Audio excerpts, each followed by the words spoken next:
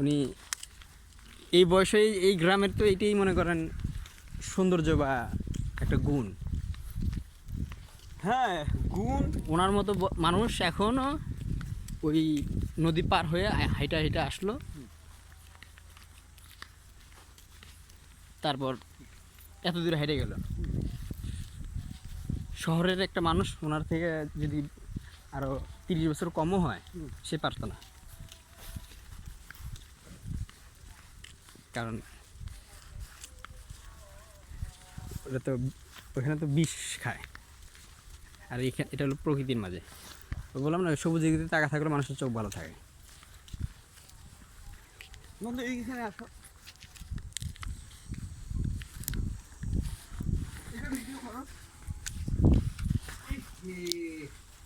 বন্ধু আমরা ভুল করলাম, এগুলোতে ডাব ছিল, সব কলা ছিল।